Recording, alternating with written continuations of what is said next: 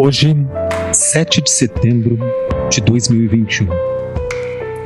A gente não sabe qual contexto você, ouvinte, vai estar ouvindo esse programa, porque estamos gravando ele 2 semanas antes do 7 de setembro, hoje, especificamente dia 29 de agosto. Até o momento, o que se espera para essa data de 7 de setembro é uma catástrofe em câmera lenta. É o que se tem falado como uma tentativa de golpe de Estado ou coisas do gênero. Nós duvidamos bastante dessa afirmação, desse contexto, mas é importante dizer que uma semana antes do 7 de setembro, sabemos que aumentou em mais de 1000% as vendas de fardas e uniformes do Exército na web. Tanto a procura quanto a compra de uniformes, né, de militares. Sabe-se que há mais de um mês esse movimento pró-governo Bolsonaro tem sido organizado nas redes, com cada vez mais menções no Twitter e nas redes sociais, pela pesquisa da Arquimedes. Sabe-se que o próprio presidente Jair Bolsonaro tem propagandeado abertamente e convocado seus partidários e militantes a comparecerem em Brasília. Sabe-se de um movimento, inclusive, dentre artistas, né, como o movimento malogrado de Sérgio Reis e cantores sertanejos em geral. Sabemos também que esse movimento, esse dia, irá arregimentar as 3 grandes forças presentes ainda hoje no bolsonarismo, que são aquelas correntes evangélicas regidas ali pelo bispo Malafaia, o agronegócio, especialmente o lado mais soturno do agronegócio, mais tosco, e as forças militares, né? Especialmente as polícias militares dos estados, que tem aí, a gente tem visto diariamente, né, na mídia, até hoje pelo menos, a tentativa de arregimentação dentro dos quartéis para tentar consubstanciar esse movimento. O que esses analistas aí mais informados dizem? É que a esperança do governo é criar uma balbúrdia tal, tanto em Brasília quanto em São Paulo, quanto, enfim, em outras capitais, de modo que o presidente Bolsonaro possa reivindicar aí o controle das Forças Armadas estaduais, né, Gil? Estou aqui, eu, Gustavo Dias, hoje apresentando o podcast Desver com meu colega Gil Ales. Pois é, esse contexto é importante. Um episódio que vai ao ar no 7 de setembro, a gente não sabe o que vai acontecer, pode acontecer de tudo, inclusive nada. A gente não pode, eu acho que a gente não pode subestimar a força desses abestados. Não quero usar um adjetivo que pareça que eles são mais fortes do que eles são. Desses abestados. A gente não pode subestimar a força deles, mas a gente também não pode superestimar como se eles fossem assim, um monstro invencível. Eles são, me parece, uma consequência de um movimento que no Brasil está acontecendo já há muitas décadas, ou desde sempre, rumando em direção à barbárie. O que tem de mais importante, na minha opinião, para se observar nesse dia, e que eu vou observar atentamente, é o quanto que, para além da figura do Bolsonaro e dos seus objetivos de curto prazo, que me parece que se resumem a tentar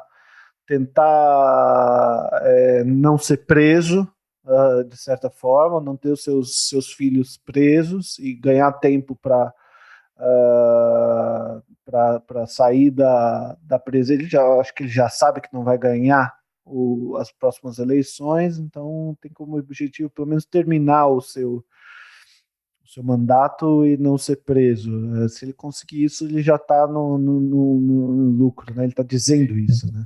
Ele já está no lucro só pelo fato de a gente estar aqui falando dessa bobajada de 7 de setembro, né? Porque, obviamente, é uma espécie de false flag para tirar foto, né? Para demonstrar uma força, portanto, ele não tem força, porque quem tem força não precisa demonstrar. Exato. Mas enquanto ele ficou esse mês inteiro, talvez mais de um mês até, organizando essa balbúrdia, passou-se mais um escândalo na CPI, que foi descoberto essa semana, um escândalo pior que a da vacina da Covaxin.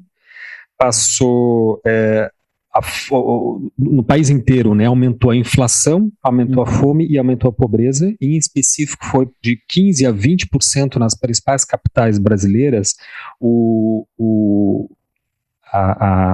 número de pessoas que passaram a receber menos de R$ 430, o que é considerado assim abaixo da linha da miséria, né? Então a inflação aumenta, preço de quase todos os produtos da cesta básica aumenta, gasolina aumenta, enfim, e só se fala do 7 de setembro, desse false flag, né? E isso não é nem assim uma opinião nossa, porque nós somos de esquerda, porque nós somos assim, não é nem, é algo que eu vi hoje, saiu colocaram um grupo de designers, criou uma intervenção que foi colocada na Faria Lima, cartazes com a cara do Paulo Guedes, escrito Faria Loser. E o MBL colocou sobre o Ministério da Educação um laser escrito assim, Paulo Guedes fracassou. Quer dizer, assim, até a direita, assim, até... Nem os liberais... Isso, esse povo da Faria Lima já desembarcou, já viu que não tem nada ali que se salve, né? Mas vamos em frente, né? Então, né? Vamos em frente. Acho que isso tem um contexto muito maior, né, Gil, que você poderia apresentar aí, que é dentro de uma disputa cultural. Isso é o que nos interessa mais aqui no podcast, né? Pois é, tem um contexto que eu acho que é importante, não sei se todas as pessoas, eu acho que faz bem a gente relembrar do trabalho do professor João César de Castro Rocha. Ele pesquisou assim, as origens do bolsonarismo de maneira bastante metódica. É muito fácil encontrar tanto o livro dele, o trabalho de pesquisa dele, quanto falas dele em lives, em podcasts, nos quais ele resume, ele desenvolve isso que a gente vai tentar resumir aqui, mas para dar um contexto, né, e chegar mais adiante num pensamento sobre o que isso tem a ver com arte, né? Então, nessa pesquisa do João César de Castro Rocha,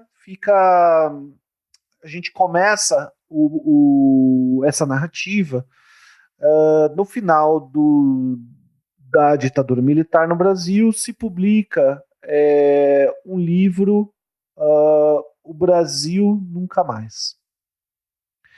Então, esse livro reúne, ali, editado pelo Paulo Evaristo Arns, né?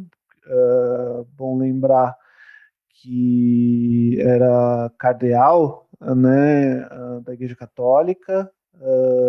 Então ele organiza esse livro que junta depoimentos de jovens extraídos de processos da Justiça Militar, que fazem relatos nos quais demonstra que alguns foram usados como cobaia em aulas de tortura, como que eles foram torturados, e, enfim, relata uma série de crimes que a ditadura militar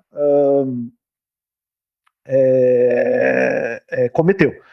Então ficou assim, foi um sucesso de vendas absurdo, todo mundo conhece o livro, foi muito...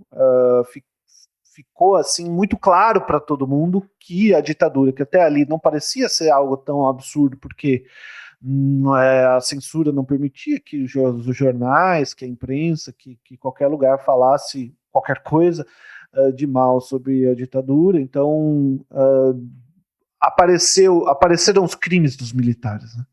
Então, em resposta a esse livro, O Brasil Nunca Mais, começou a se formar ali uma mentalidade revisionista e revanchista mesmo do Exército, que então começa a considerar que os militares venceram a batalha no golpe de 64, mas perderam a guerra. Essa guerra que eles perderam foi a guerra pela opinião pública. Isso fica consolidado então num projeto que se chama Orville, que é Orville, né, quer dizer livro ao contrário, e então que é uma coisa, né, bem assim militar. E isso é assim, o Brasil nunca mais de cabeça para baixo, né? Já não, em vez de relatar os crimes da ditadura, eles fazem um relato longo sobre crimes cometidos pela luta armada de esquerda no Brasil. Então, a partir desse relato do Orville, isso assim é livro de cabeceira do bolsonarismo, um livro que dos anos 80 para cá passa a formar um pensamento, né, dos militares no Brasil e do ensino militar no Brasil sobre o que fazem os comunistas, usando, né, esse conceito tosco deles de comunismo, mas o perigo do comunismo e como os comunistas são perigosos e como os militares são a única defesa do país contra os comunistas. E é isso que Bolsonaro aprendeu no pouco tempo que ele ficou no Exército como um capitãozinho de meia tigela, insubordinado, que foi removido do Exército numa situação vergonhosa. Mas foi isso que ficou nessa mentalidade dele, né? Então, a partir desse lugar do Orville, onde se coloca o perigo comunista, o quanto os crimes dos comunistas, no caso da guerra armada, da luta armada de esquerda, se desenvolve a doutrina da segurança nacional.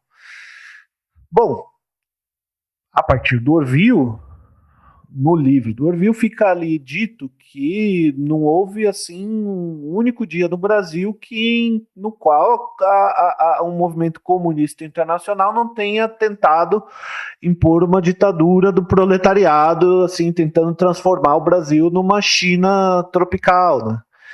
Isso, então, de 1922 até hoje, sempre os comunistas estão tentando, na narrativa do Orville, estão tentando tomar o poder, e para isso, por causa disso, é preciso que tenha uma contrapartida de defesa. Só um pequeno parênteses, porque é muito delírio, né?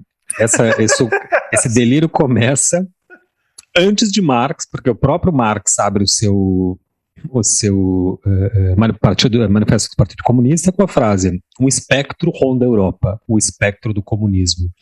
Quer dizer, o Marx já identificava que o comunismo era uma espécie de fantasmagoria, ou seja, uma certa alucinação que tinha sua base material, obviamente, só que era nas classes dirigentes ele aparecia como um fantasma, de fato, né? Como um delírio. Exatamente a mesma coisa que está acontecendo.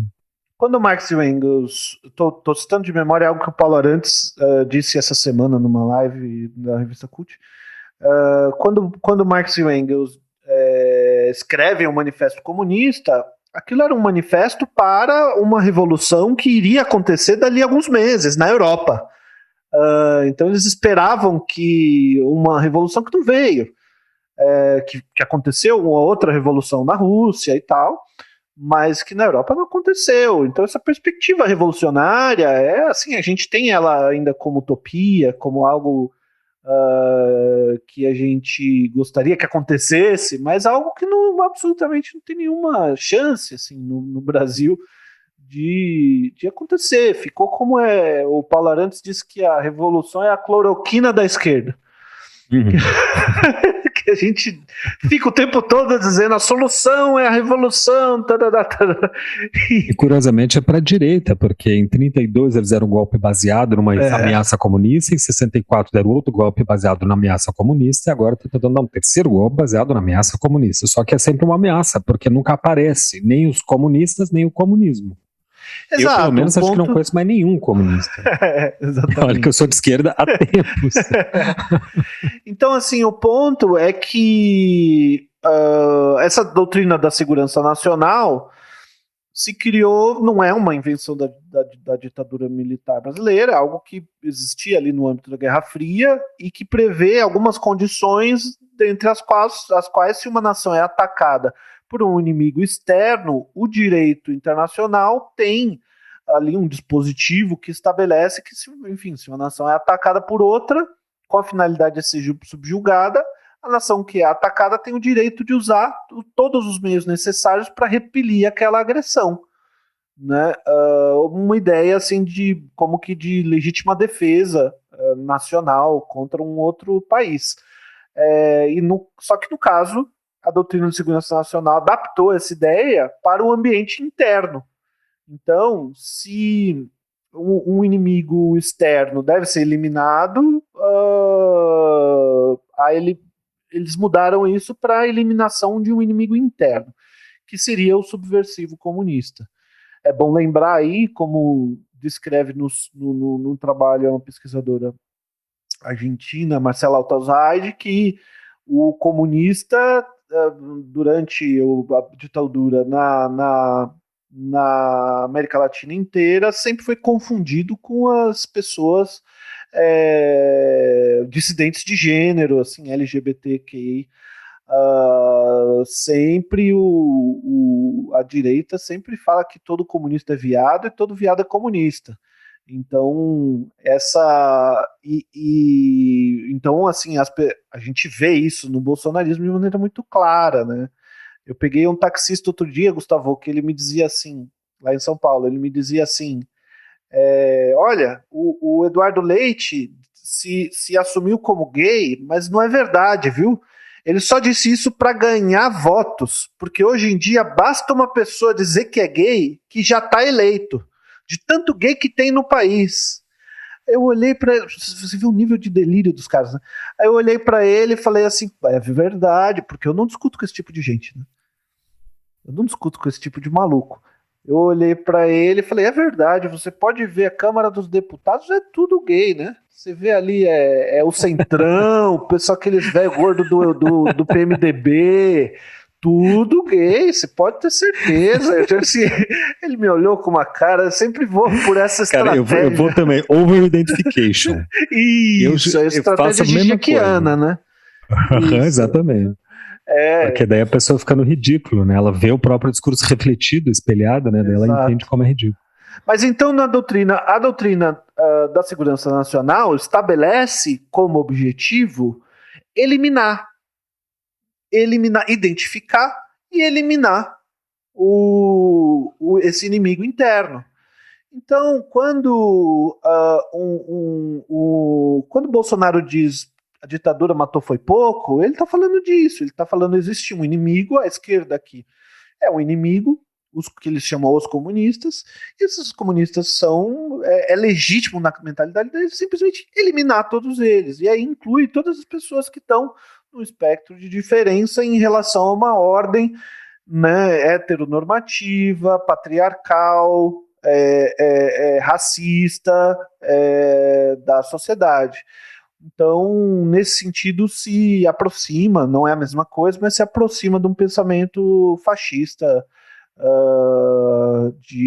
no sentido de purificar a sociedade para atingir uma ordem na sociedade. Então, como um terceiro ponto, então a gente falou, são 3 pontos que assim, dão base para o bolsonarismo. Um é o Orville, outro é a doutrina de segurança nacional, O terceiro é o pensamento do Olavo de Carvalho. Eu ouvi diversos analistas que olharam com rigor e com cuidado, que leram assim, o Olavo de Carvalho. Eu nunca li uma linha do que ele disse, mas ouvindo esses analistas, eles dizem, inclusive os que são assim, bastante de esquerda, eles dizem que ele é um pensador mesmo, assim, sério. Embora a gente discorde de tudo que ele diga, ele é um cara que lê bastante, sabe? É um cara realmente muito inteligente, ele não é um imbecil. E por isso ele é perigoso, na verdade. Né? E o Paulo Arantes, por exemplo, cita ele como assim, um intelectual de direita. E é bom a gente saber que um intelectual não precisa ter diploma para ser um intelectual, basta ele ler, né? E lembrar da frase do Gramsci que todo sujeito é um intelectual. Então, assim, não precisa exatamente nem ser muito inteligente para ser um intelectual, não é isso que está em jogo, né? O que eu li e o que eu ouvi da boca do Olavo de Carvalho me parece não só um delírio, também não me parece apenas coisas assim delinquescentes, para usar um termo que lhe cabe, de um tipo de moral degenerada mesmo, que é o que sai da boca desse cidadão, é algo que é assim destituído efetivamente de uma racionalidade que a gente considera como assim sadia, dialética, aguçada, né? Por exemplo, eu ouvi ele falar com todas as palavras, dizendo que Hegel é magia. Que é magia, literalmente, que aquilo ali não é filosofia, é magia para encantar os ouvidos dos seus leitores. Coisas daí para baixo, por exemplo. O ponto é que é fundamental essa presença do Olavo de Carvalho para trazer nesse bojo, né, do bolsonarismo uma nova bibliografia, que é uma bibliografia conservadora, que se estabeleceu nos Estados Unidos, e quando o Olavo de Carvalho foi para os Estados Unidos, ele percebeu que lá a alt-right era uma outra coisa, que não existia no Brasil. Então ele começou a difundir essas ideias da extrema-direita norte-americana no Brasil, através do blog, e isso foi se disseminando até um ponto em que o Bolsonaro não existia, mas essa direita, extrema-direita no Brasil, foi se consolidando a partir da escuta do trabalho do Olavo de Carvalho. Quando ali em 2017, 2018, chegou um momento em que eles simplesmente, esse pessoal pensou ali o Bolsonaro como um nome que eles poderiam ter como representante para uma eleição. Então o Bolsonaro não é exatamente um líder intelectual ou um líder, um nome mais importante, ele não é nada. Agora, esse movimento é muito maior e muito mais importante do que a própria figura do Bolsonaro. Assim, se o Bolsonaro morrer amanhã, a gente vai descobrir qual é o outro nome que eles vão pôr no lugar, né? O bolsonarismo não termina, né, com o Bolsonaro. Sim. Infelizmente também o Olavo de Carvalho tentou ventilar, traduzir os ideais, né, dessa direita norte-americana, só que chegou para cá literalmente mal versado, quer dizer, literalmente mal traduzido pelo próprio Olavo de Carvalho, né? Não é Jordan Peterson, que é conhecido aqui no Brasil, entendeu? Que tem de fato é um intelectual, embora de direita, é um intelectual respeitável, etc. Pelo menos ele lê as coisas e comenta sobre elas de maneira minimamente honesta, né? Muito diferente do Olavo de Carvalho, que é profundamente desonesto intelectualmente.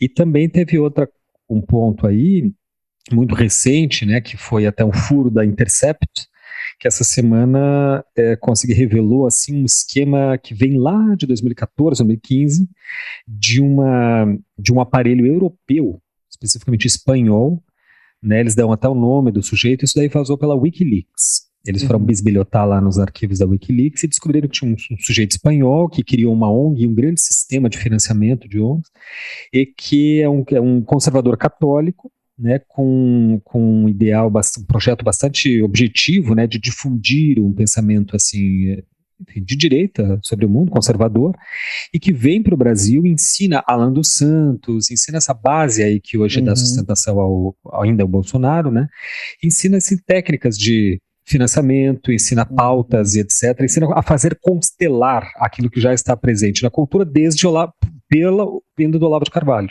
Então, o Olavo de Carvalho vem e semeia, né, vem esses europeus, esse sistema aí europeu e tal, espanhol, e faz constelar tudo isso, né? Dá uma praticidade para o movimento.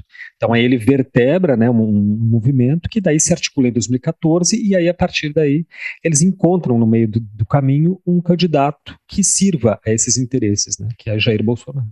Exato. Então, a gente olhando, né, para essa história toda, a gente vê algo em comum e que leva a gente para a história para a questão da arte, né?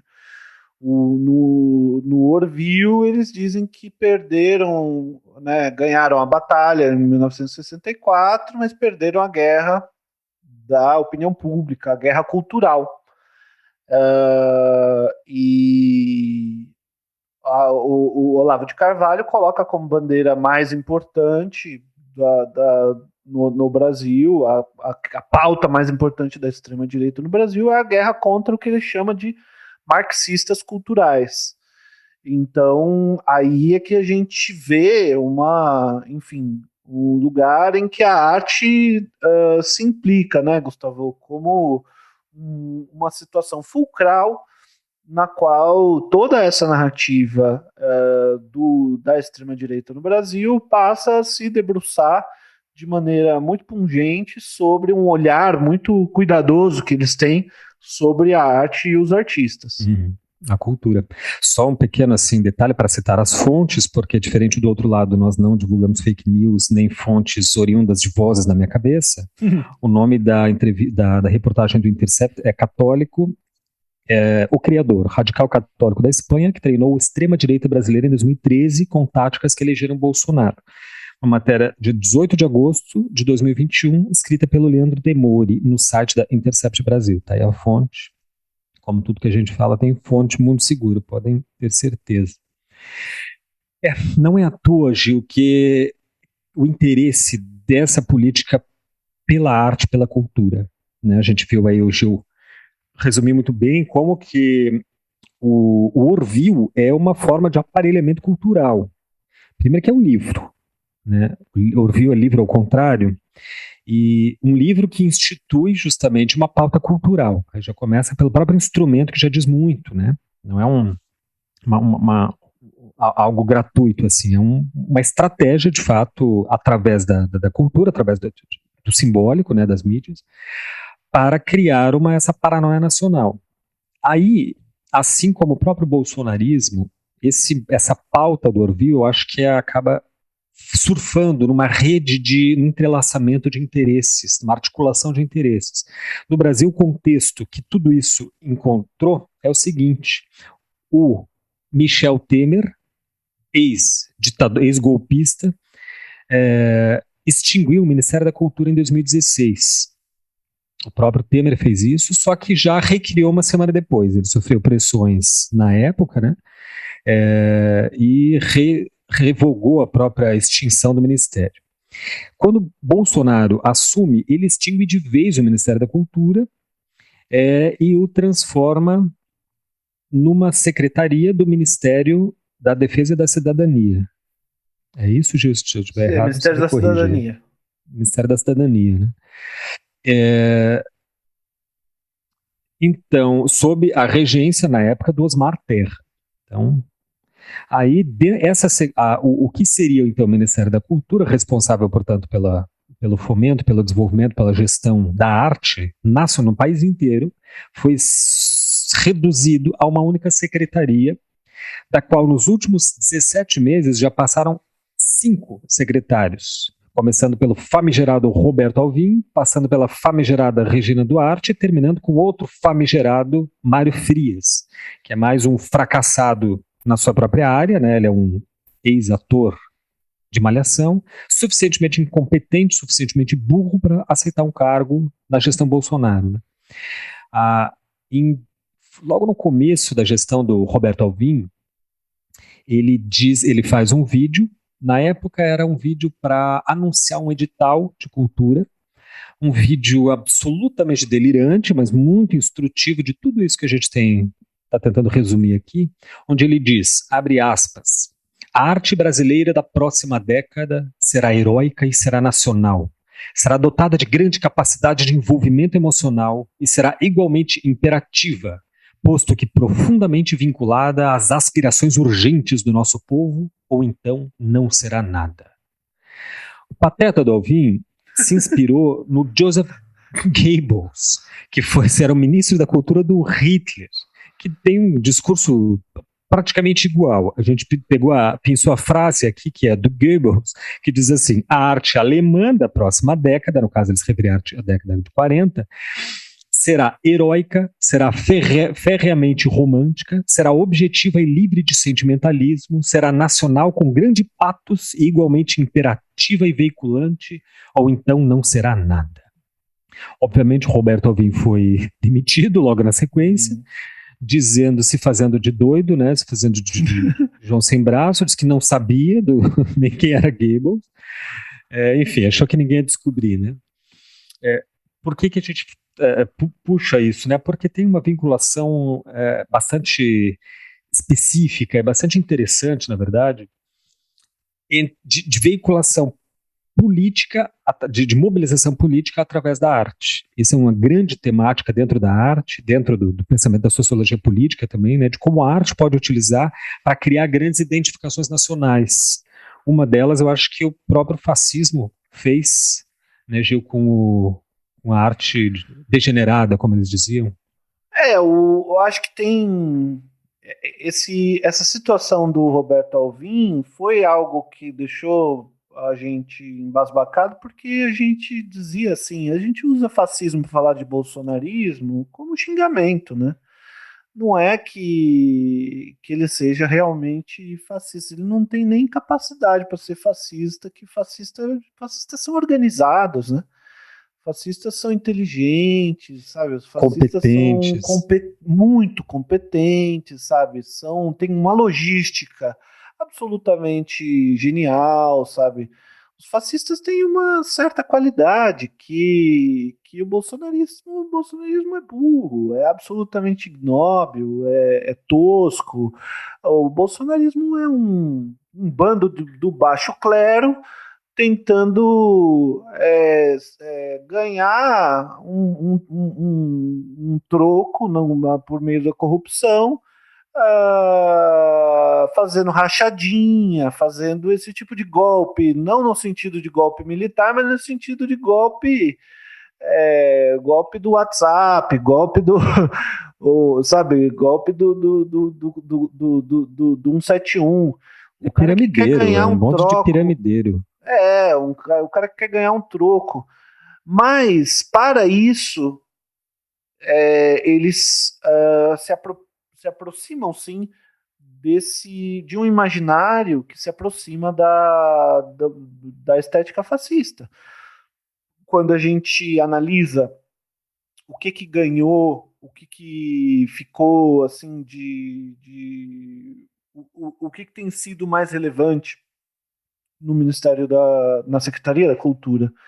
Nesse período, a gente vê uma aproximação com ideais fascistas. E quando a gente olha para essa fala do Roberto Alvim, né, além da mera cópia do Goebbels, a gente vê algo que coloca um programa assim, da cultura bolsonarista. Então, a gente vê isso de maneira mais clara nos ataques que eles fazem à arte. Né?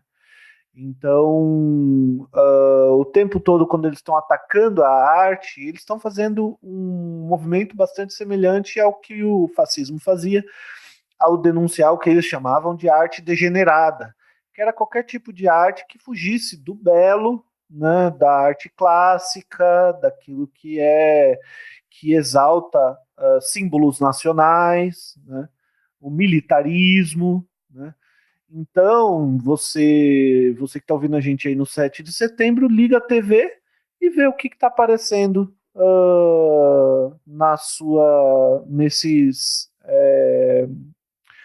nessas manifestações, se tem algo a ver com isso ou não. né? Então esse nacionalismo exacerbado, eu não sei o que vai ter no 7 de setembro, mas você pode É verificar. uma surpresa.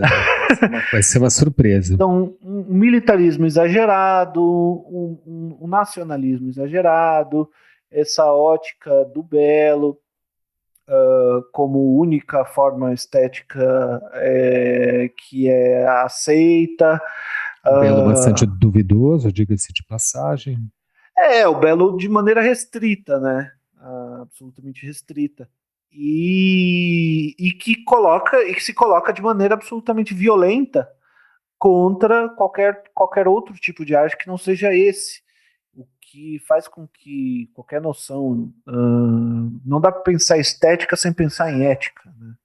Então, se o belo é imposto para colocar em campos de concentração os judeus, que são, segundo os nazistas, seriam aqueles que difundem a arte degenerada, então esse belo é a coisa mais horrorosa que você pode imaginar, né? Então. Bastaria a gente. Perdão, desculpa. Não, a gente tem, então, aqueles prédios monumentais, né, no estilo neoclássico, estilo Art Deco, e é impressionante como que a gente encontra. Se você der uma olhada, assim, bota no YouTube, assim, no Google, assim, a arte nazista, a arquitetura nazista e tal. É impressionante, Gustavo, como a gente encontra por aí, sabe? Eu tava no sul da Bahia uma vez viajando, aí eu olhei assim, eu bati o olho num predinho e falei, nossa, isso é um prédio nazista. Aí eu falei pra minha esposa, né? Ela falou, hã? Eu falei, vamos entrar ali para ver o que é. E era uma coisa da Associação do Comércio, uma coisa assim. E aí eu fui ver e bati assim, o nome era um arquiteto alemão que tinha feito o projeto e a época batia, assim, batia tudo. A gente vê em vários locais, né? Aqui em Porto Alegre, quem conhece ali a Avenida Borges de Medeiros, você sai do mercado público, vira à esquerda, entra na Borges de Medeiros, já vê aquele paredão de prédios ali na esquina democrática, a maior parte da arquitetura hitlerista. Em Florianópolis, o Ministério da Fazenda, que fica no centro da cidade, na frente do Palácio Cruz de Souza, arquitetura hitlerista. Foi muito difundida no Brasil, né? Sim. E é bonito, né, Gustavo? Mais ou menos. O Deco já é um... O Deco já é porque o que veio depois é tão pior que daí isso daí até parece aceitável, né? Não, porque eles sabem manipular o belo. Os fascistas de verdade, não os bolsonaristas, porque os bolsonaristas é um bando de tosco que não sabe, assim, não consegue tem informação, o básico do básico de nada. Mas sabe fazer arruaça. Mas eu morava perto da Paulista quando começaram essas manifestações de 2013 para frente, essas manifestações de direita. Um bando de gente brega, um bando de gente que sabe, que não tem a menor ideia de qualquer coisa de estética, um bando de tiozão barrigudo com farda comprada na 25 de março, sabe? Todo final de semana você via na Paulista jantar ali. Exato, exato. Mas então é isso, eles procuram se apropriar desses símbolos nacionais para criar uma identificação forte, né, que mostra nós, os brasileiros, o povo, né, o cidadão de bem, estamos aqui lutando contra eles, os comunistas, e precisamos eliminá-los. Então, para isso, eles acabam se apoiando, quando chegam nesse ponto, numa tradição, né, Gustavo? Porque eu acho importante lembrar que os militares no Brasil, eles se consideram assim os demiurgos do Estado, assim, eles se consideram que na independência do Brasil, quando se formou o Brasil, quem fundou o Estado brasileiro foi o Exército. Então, o Exército brasileiro vem antes do Brasil, do Estado brasileiro. da nação brasileira. Então, na mentalidade dos militares, sempre os militares estarão aí para manter e tutelar o Estado brasileiro. Então, nessa imaginação dos militares no Brasil, em qualquer momento em que, na opinião deles, a coisa não degringolar, eles estão aí para salvar a pátria. E nesta situação que a gente está vivendo, salvar a pátria significa eliminar as pessoas que pensam diferente. A gente não deve considerar nada diferente disso. É disso que se trata, né? Quando o Bolsonaro fala para a turma ir armada para as manifestações no 7 de setembro, é disso que tá se dizendo. Quando o Bolsonaro fala que é para comprar fuzil, que não é para comprar feijão, é disso que ele está falando. Ele está falando de eliminar todos que pensam diferente. Então, agora, esse ponto de vista no qual o exército se coloca como criadores do Brasil, né, é algo que tem uma história na história da arte brasileira, né, Gustavo? Só registrando aqui que o Bolsonaro disse no dia 28 de agosto que a população brasileira deveria comprar fuzis ao invés de feijão. Está público e foi gravado, está em todas as mídias aí. Vamos ver como é que vai ser esse 7 de setembro, né? Quantos mortos haverão, e daí depois a gente conclui aí. Vocês que estão assistindo, ouvindo o podcast hoje em 7 de setembro, podem fazer a conta. Essa constelação de intenções políticas utilizada pela classe dirigente, especialmente pelo exército, né?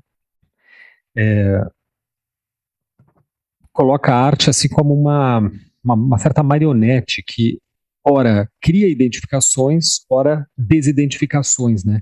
Ambos os movimentos, no caso brasileiro em especial, sempre tutelados justamente pelo exército, como diz o Gil aí. E esse histórico coloca o exército, na verdade, numa lógica golpista e autoritária, né? Porque se é o Dom Pedro II, né, que cai em 1888 com a proclamação da independência, quem assume de fato a gestão, porque ele mesmo era chefe dos exércitos, né? Veio a República a partir de um golpe de Estado na monarquia e assume o poder republicano, né? O Marechal Floriano Peixoto, junto com o Marechal Deodoro, daí o Marechal Deodoro dá o golpe na monarquia, o Floriano Peixoto dá o golpe no Deodoro, assume o poder, conhecido como Marechal de Ferro, já dá para entender porquê, né? E a partir daí a história brasileira sempre esteve marcada, ou melhor, cortada, atravessada pelo exército, né? A lógica do tenentismo, a lógica do, enfim, houve diversos momentos cruciais da história brasileira onde o exército interveio, né? Seja para livrar o Brasil de forças inimigas, seja para livrar o Brasil de forças democráticas, mantendo, portanto, sempre o Brasil sob a tutela militar. E isso desembocou em 1964, né, quando veio a Constituição de 88, imaginava-se então que estaríamos livres dessa praga, né, desses malditos milicos. Mas não, volta tudo de novo em 2018. E vamos ver se continua aí para 2022. Essa arte especificamente, que foi assim, que serviu de sustentação do exército, funcionou ao longo do período monárquico. Isso aqui é um tema interessante aí para os artistas, né? Um tema de história da arte brasileira muito pouco revisitado, inclusive na academia. Eu tive muito pouco disso de história da arte, nas artes visuais, história da arte brasileira. Tem um período que é assim, né? Quando a missão artística francesa vem em 1816 e funda a Academia Imperial de Belas Artes, ela cria ao longo de mais de meio século, uma geração de artistas assim muito qualificados, né? Gerações, por exemplo, Pedro Américo, Vitor Meirelles, Antônio Parreiras, etc. Quer dizer, eles, o Visconde, era uma geração, a primeira geração, primeira e segunda geração de artistas brasileiros altamente qualificados. A maior parte deles foi estudar na Europa, teve formação com os mestres neoclássicos do período, enfim. Então tentava se constituir no Brasil uma arte nacional, ao mesmo tempo em que se fundava um Estado nacional, né, uma nação. Para ter uma nação, assim como qualquer coisa, é preciso uma identidade visual. Hoje uma empresa abre, a primeira coisa que vai fazer é procurar contratar um branding para fazer uma identidade visual do produto. Uma nação, então, precisa não só de uma identidade visual, mas também de uma identidade cultural, né, de traços culturais que o identifiquem, literalmente.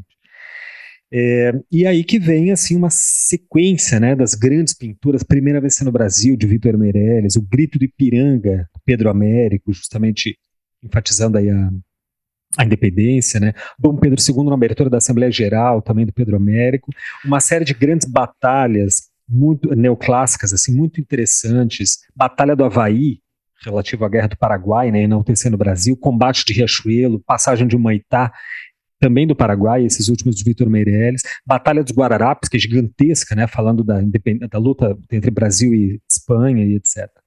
Isso vai constituindo um imaginário assim, escolar, inclusive, né? A gente teve na escola, vocês devem lembrar, eu lembro perfeitamente, que a gente tinha essas imagens nos livros de história. Você lembra disso, Chiu? Pois não, porque minha educação foi tão ruim, Gustavo, que eu não, essas coisas aí eu não tive nada disso aí, não, na escola. Não. Eu fui estudar isso já, velho. Mas o que eu acho mais interessante quando a gente estuda esse tipo de coisa em história da arte é o quanto que essa história do Brasil foi absolutamente inventada nesse período, né?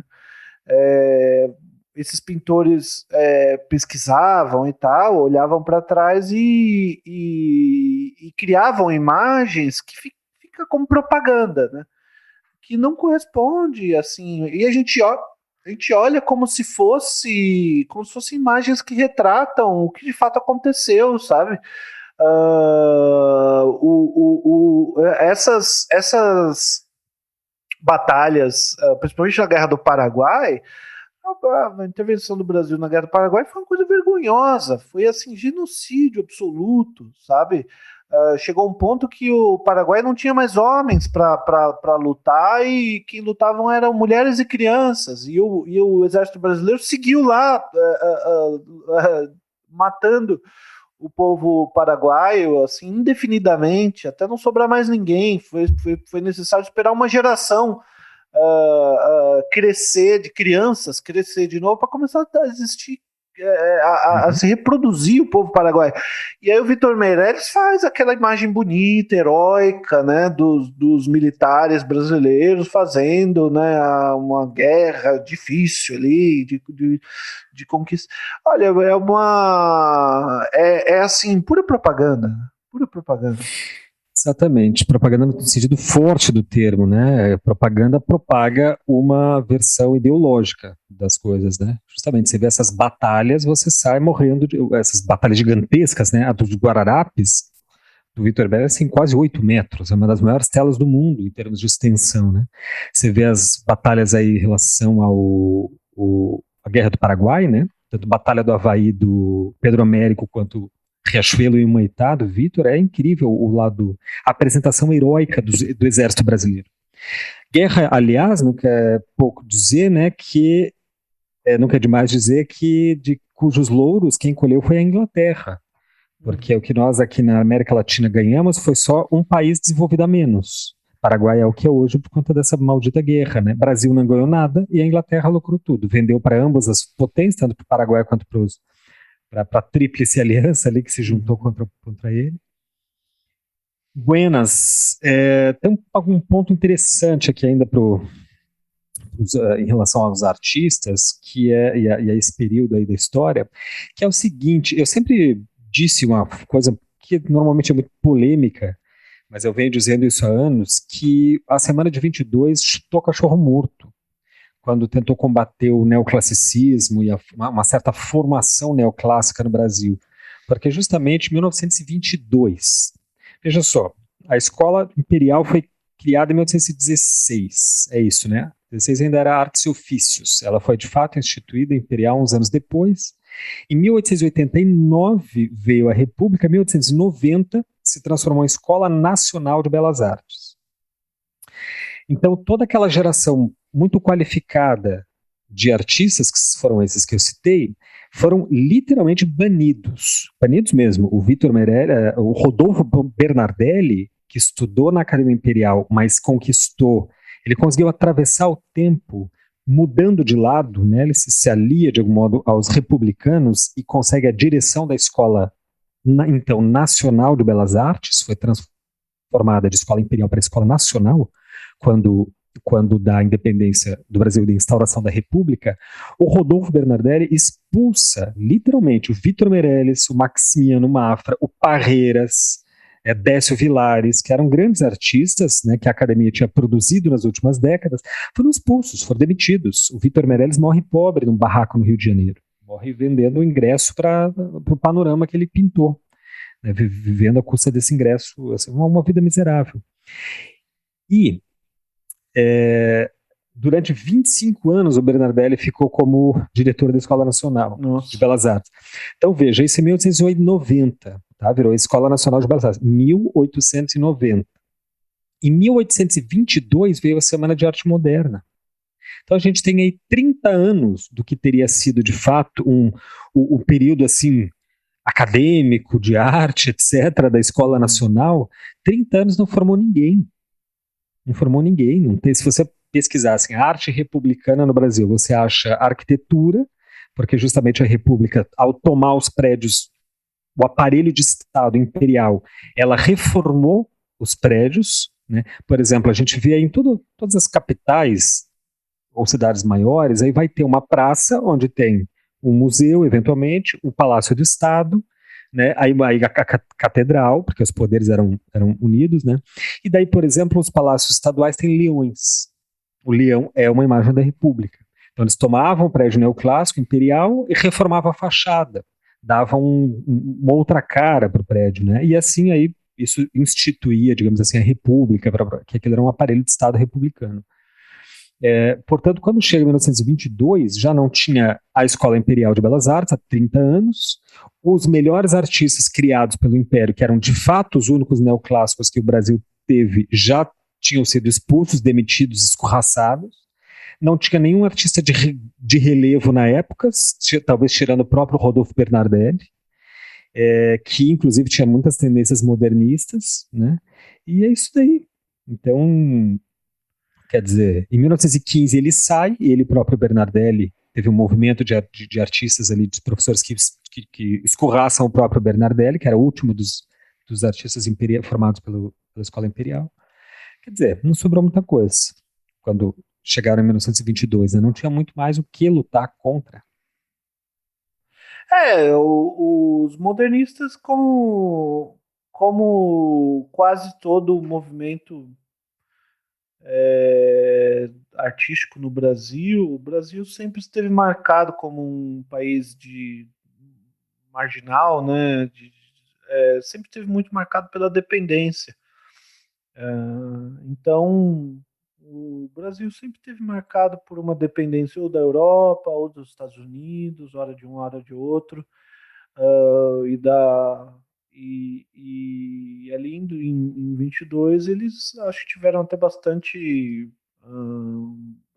uma verve de conseguir dar um olhar um pouco diferente e novo em relação àquilo que eles fizeram nas viagens deles, né? Os modernistas foram, a gente vê bem direitinho quando a gente analisa a biografia com o trabalho, você vê o cara fazer um tipo de trabalho, viajou para Paris, voltou e pronto, era modernista.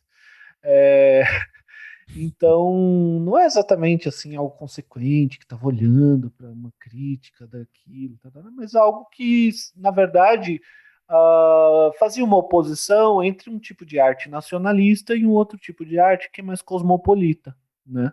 Que não está pensando na arte nossa, arte do nosso país, mas está pensando na arte, ponto. Né? Eu acho que aí tem algo que eu acho que é o nosso programa aqui já passou do tempo, não dá tempo para a gente desenvolver isso, mas nós temos uma história da arte inteira que pode ser feita a partir dessa oposição entre nacionalistas e cosmopolitas, né? Aqui no Brasil a gente tem entre esses cosmopolitas que fizeram uma arte que levantou uma voz bastante contundente contra o autoritarismo no país. A gente teve desde os modernistas, né? Oswald de Andrade, que era do Partido Comunista. Depois a gente tem nos anos 50, 60, 70 o movimento concretista, que teve uma influência do concretismo russo, né? E os neoconcretistas depois, a Tropicália, trazendo uma outra conversa já influenciada pela Revolução que acontecia no seio dos Estados Unidos, com o movimento hippie, etc., o maio de 68 na França. Isso veio vindo, né? E, na verdade, ser artista no Brasil é ser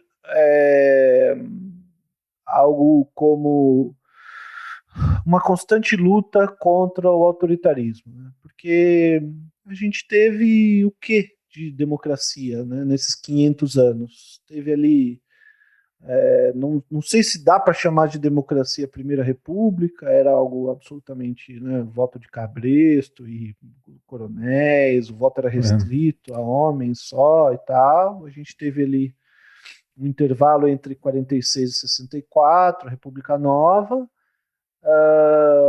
e com o Jango já veio a ditadura a primeira militar. era a República do Café com Leite, né? O poder ia Sim. Rio e Minas, né? Depois a Segunda República dominada por Getúlio Vargas, que teve um período democrático, mas afinal ele é um espectro por todo esse período, né? Até que veio o golpe. Isso, e aí depois de 88, eu não sei se dá para chamar de democracia, o que a gente viveu, né, desde Collor. Isso é muito instrutivo, né, Gil? Qual foi o primeiro presidente? O Collor foi o primeiro presidente direto. Então, o primeiro presidente que se elege diretamente, eleições diretas, foi Fernando Collor de Mello, impeachmentado 3 anos depois, né? Renuncia para não perder o mandato. O segundo presidente é Fernando Henrique Cardoso. Né? Teve o Itamar, que pega o finalzinho do mandato do Collor, né? E a segunda eleição livre, Fernando Henrique Cardoso. Aí é a chamada Era Fernandeca, né? Onde se privatiza e vende o que se pode no país. O objetivo com a entrada do Fernando Henrique Cardoso e depois a Era Lula, o que tomou conta foi um determinado pensamento crítico que se desenvolvia a partir da USP no Brasil, que tinha como objetivo anunciado, assim, claro, inserir o Brasil no capitalismo mundial, né? Era transformar o Brasil numa potência mundial capitalista. Aliás, ao liberalismo. Lula nunca foi comunista, nunca disse que era comunista em nenhum lugar, assim. A ideia era essa, sabe? Transformar o Lula sempre disse, nós queremos fazer o Brasil um país, uma potência global no mercado internacional e tal. Nunca na história desse país os bancos lucraram tanto e tal. Que no Brasil o fruto, como é que é? O fruto cai longe do pé. Né? O professor do Fernando FHC era o grande intelectual comunista do período, talvez um dos maiores intelectuais no Brasil, né, do período, que é o Florestan Fernandes. Daí o discípulo dele é um liberal, Fernando Henrique Cardoso. O Lula, que começa, né, como sindicalismo dentro do movimento sindical brasileiro, no ABC, com quadros de fato comunistas, socialistas, como José Dirceu, por exemplo, José Genuíno, etc., acaba fazendo aquela lógica também muito brasileira, que é o poder no Brasil é que nem violino, né? Você pega com a esquerda, mas toca com a direita. O Lula saiu do sindicalismo do ABC e fez um governo social-democrata no país. Quer dizer, nunca foi comunista na prática, né? O progresso no Brasil, é difícil falar que você é progressista, porque o progresso no Brasil é o progresso da barbárie. A gente vê, quando a gente olha a situação, né, dos presídios no Brasil, que são, né, todo mundo sabe, são controlados pelas milícias, pela milícia não, pelo PCC, por esses sindicatos do crime, por esses grupos criminosos, bom, são masmorras, assim, a gente olha a situação da educação, né, a educação no Brasil não é falta de competência que cria essa situação horrorosa na educação. Isso é um projeto. Então, e quando a gente olha a cultura, é um reflexo disso. Quando a gente olha a arte, é um reflexo disso. Tem alguns poucos artistas que escapam, assim, que conseguem fazer algum trabalho. Mas a gente não tem, e nunca teve, um projeto de verdade de cultura no país, de fomento da cultura no país, consequente e emancipador, né? O Gilberto Gil fez alguma coisa interessante, o Juca Ferreira depois dele, mas foram assim migalhas que caíram na beiradinha da mesa do dinheiro que estava indo para os bancos, para os grandes. E a gestão do Bolsonaro está colocando isso de maneira absolutamente escancarada, né? Assim, o fim da arte, o fim de qualquer tipo de patrocínio governamental para a arte. É o fim do Estado, do que restava de uma nação e de um Estado, né, de um aparelho de Estado. Sim, que se coloca como horizonte se eles conseguirem aquilo que eles querem, né, um novo período no qual regime. de fechamento do regime, mas não precisa, né, Gustavo? Para que vai ter golpe? Pois é, justamente. Eles vão fazer o quê no dia seguinte do golpe? Vão Quem colocar os militares no poder? Eles vão colocar os militares no poder? Já estão! Quem que é os poderosos no Brasil, a elite brasileira? Algum momento a elite deixou de estar no poder? Quem Exato. Que é? Então, assim, E para ver também o tamanho do delírio do que está acontecendo aí fora, para você que está ouvindo hoje o podcast, né? O Brasil sempre foi bem isso que o Gil descreveu aí, né? Uma masmorra, país profundamente autoritário, com condições culturais abjetas, com um sistema educacional absolutamente precário, que com poucos momentos assim de constituição de algum patrimônio, alguma herança de estruturação de educacional, logo na sequência era desmontada pela próxima gestão, pelo próximo governo. Quer dizer, um país, né, profundamente atrasado. Achar que os comunistas estão no poder é um delírio, mas total. Se os comunistas estivessem no poder, seria muito diferente a situação. É muito diferente. E do outro lado, a gente tem uma elite que, como diz o Christian Dunker, vive nos seus condomínios, né? Vive em Alphaville, vive nos jardins, fechado nos seus condomínios, que fecha os olhos para essa realidade do país, que consegue extrair um pouco de lucro dessa situação de pobreza, que não percebe que justamente essa pobreza que impede o desenvolvimento do país e que daria um lucro maior ainda para eles.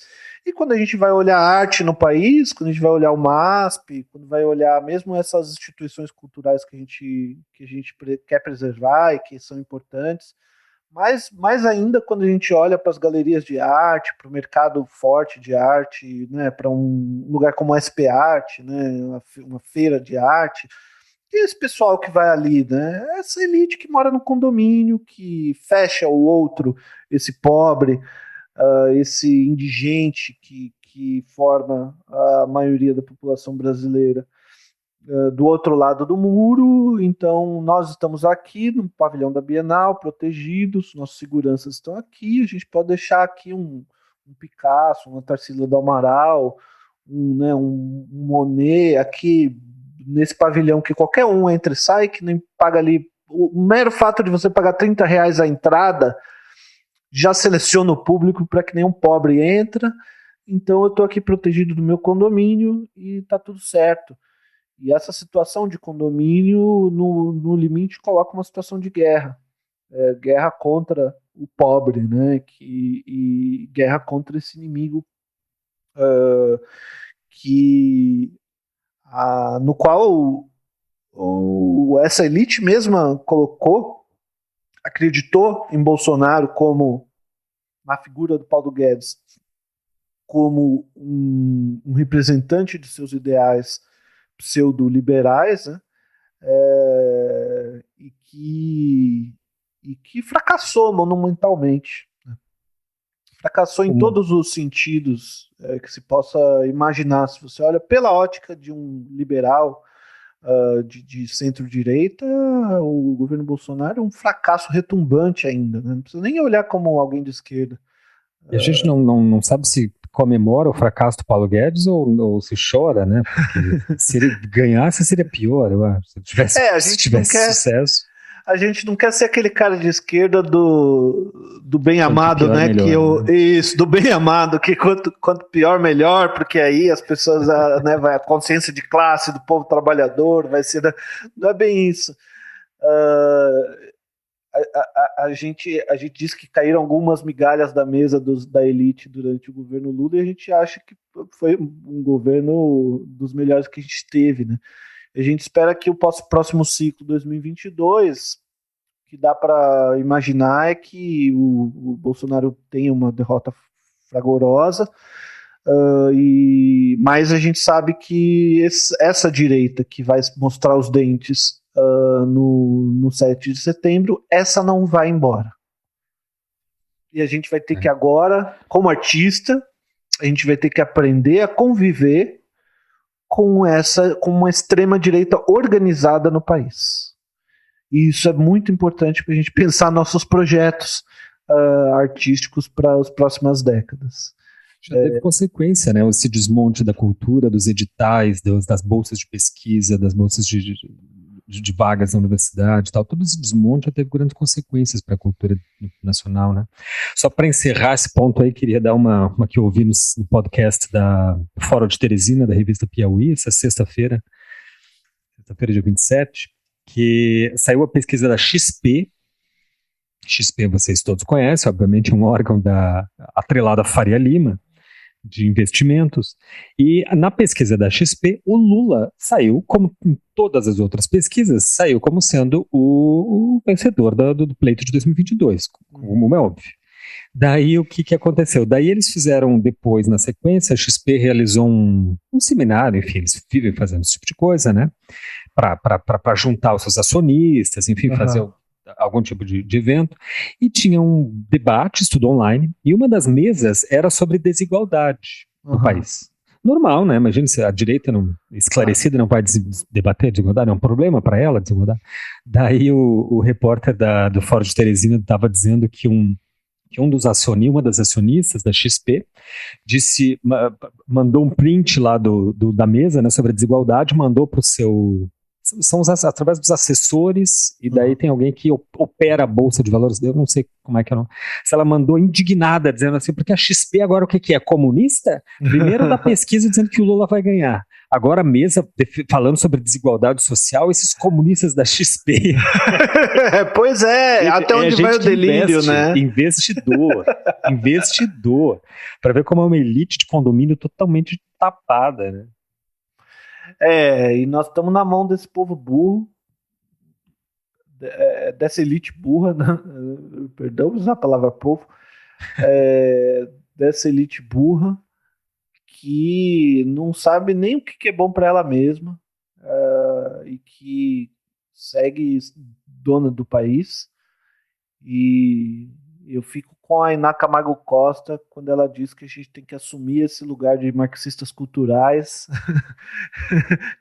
e com uma fala do Paulo Arantes, que ele diz que a tese 11, né, do Marx, diz que o trabalho dos filósofos não é o de...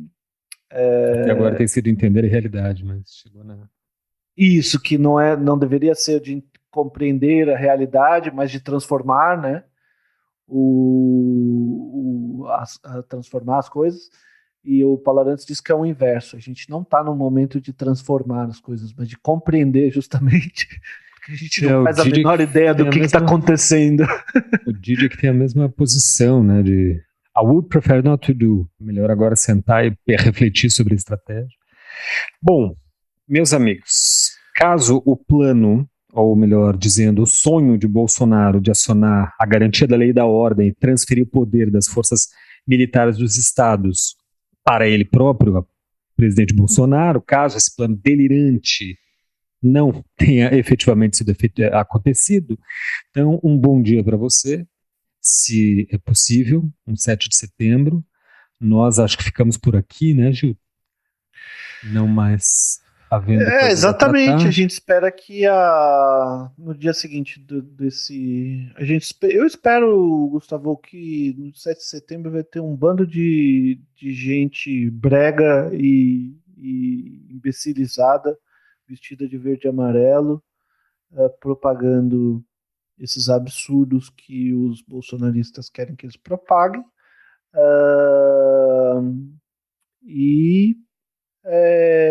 Tem alguma arruaça ali, algo para justificar, e uns infiltrados da direita mesmo, fazendo o papel de alguém que deveria ser da esquerda, como tem acontecido, e para dizer que para alimentar essa narrativa de que os comunistas são perigosos, estão ali. Na minha opinião, seria muito bonito se a gente tivesse mais uma vez uma revoada das galinhas verdes. Eu acho que a gente não está nesse momento mais,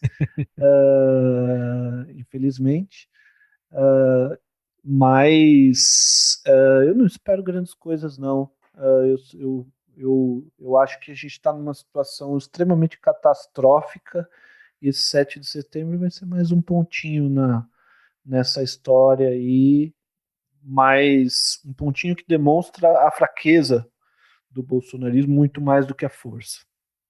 E a fraqueza de alguém que está desesperado para não ser preso, porque sabe que cometeu crimes e cujos crimes já estão fartamente documentados e denunciados pela CPI da Covid, e a hora do Bolsonaro vai chegar e a gente deve seguir em frente, né, Gustavo?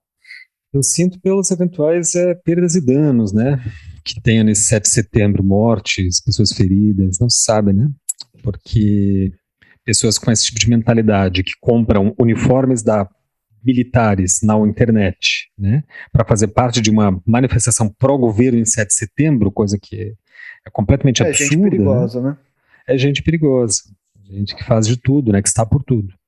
Então, vamos, cabeça no lugar, né, todo mundo trabalhando junto, né, se você for em alguma manifestação contrária a essas manifestações do 7 de setembro, se organize muito bem. Não aceite provocações, porque é isso que eles querem.